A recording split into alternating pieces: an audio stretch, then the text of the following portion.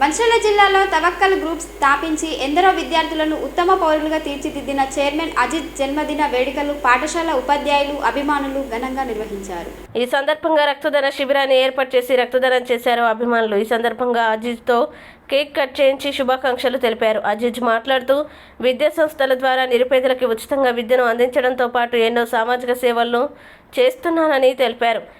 ఇందరి అభిమానంతో నా జన్మం ధన్యమైందని ఆనందం వ్యక్తం చేశారు. పట్టణ కాంగ్రెస్ నాయకులు పల్లెరాజు, రఘునాథ్ రెడ్డి, గాండ్ల సమ్మయ్య, గోపురాజ్యం, యువ నాయకులు అజిత్కి శుభాకాంక్షలు తెలిపారు.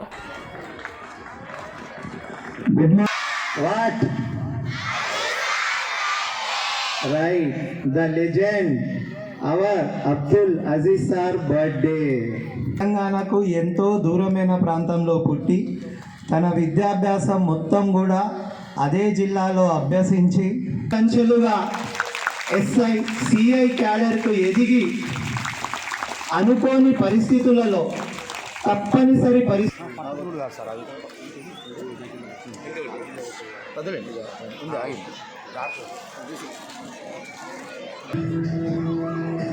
మేడం సగం మంది రండి.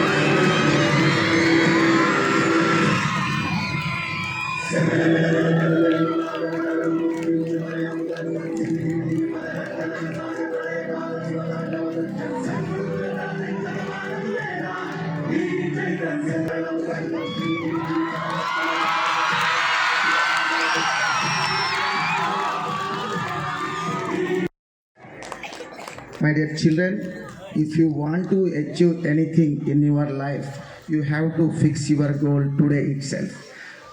Yes, 10th class students, what is your future goal? What you want to become? So you have to decide in school life.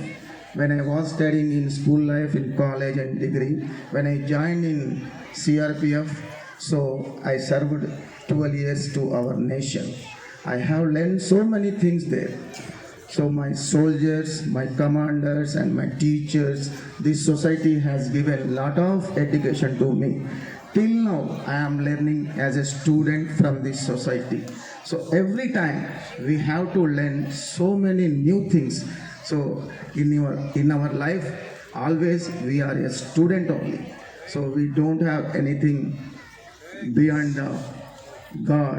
God has given that kind of energy, knowledge, strength and passion, dedication, determination.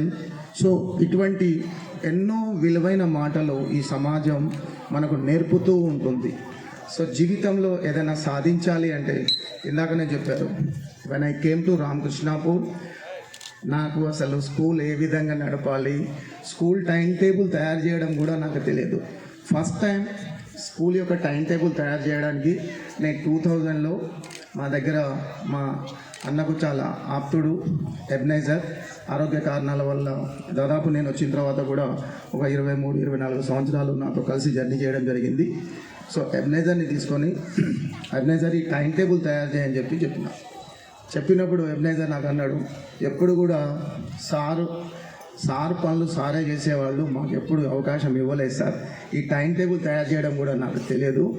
So దీన్ని ఏ విధంగా తయారు చేయాలో తెలియదంటే ఇక్కడ ఎవరైనా మంచి teacher ఉంటే తీసుకెళ్ళు అని చెప్తే ఇక్కడ సింగరేణిలో పనిచేసే ఉపేందర్ టీచర్ దగ్గర తీసుకెళ్ళి నాకు ఫస్ట్ స్కూల్లో టైం టేబుల్ ఎట్లా తయారు చేయాలన్నది ఉపేందర్ టీచర్ దగ్గర నేర్చుకోవడం జరిగింది.